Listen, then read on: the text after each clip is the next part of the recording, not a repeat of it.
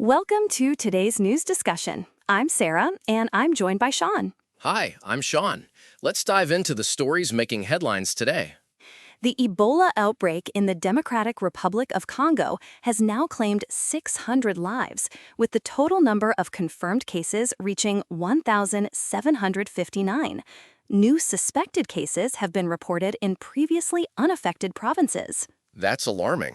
How are the local authorities and health organizations responding to this new development? The government has announced that they are working to contain the outbreak, but healthcare workers are facing challenges, including delayed payments, which have led some to walk off their jobs. That complicates the response efforts.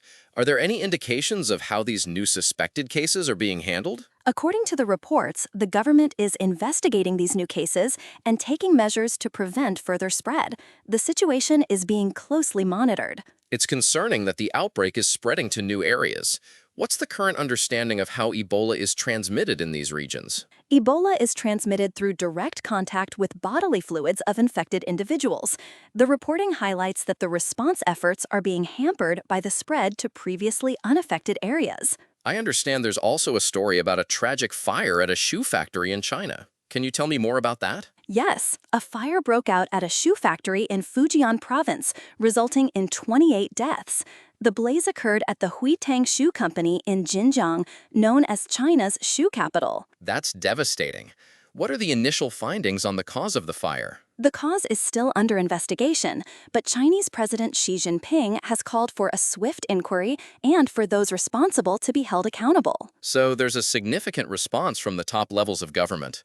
Are there any details on the conditions at the factory that might have contributed to the tragedy? The reports don't provide specific details on the factory conditions, but the incident is being treated as one of China's deadliest blazes in recent years. There's another unusual story about a flight instructor who jumped from a plane, leaving his student to land solo. What happened there? The incident occurred over Argentina, where a flight instructor, Leandro Andres Bertazzo, jumped out of a Cessna 150, leaving his 22-year-old student to land the plane alone. That's extraordinary.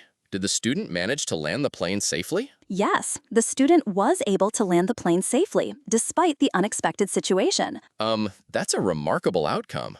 Are there any insights into why the instructor made such a drastic decision? The reports don't provide a clear motive, but the incident is being investigated. Moving on to another story, I understand there's been severe flooding in southern China. Can you tell me more about that? Yes, heavy rainfall from a tropical storm has caused flooding in southern China, resulting in 39 deaths and 9 people reported missing. That's a significant humanitarian impact. Are there any details on the response efforts to the flooding? Authorities are working to rescue those affected and provide aid.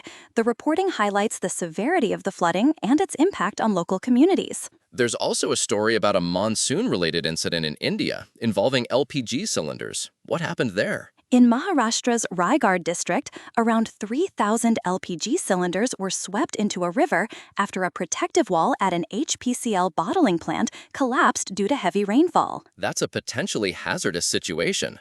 Are there any reports of accidents or injuries related to the LPG cylinders? The initial reports don't mention specific accidents or injuries, but the incident has raised concerns about safety and potential hazards. It's clear that the monsoon season is having a significant impact in various regions.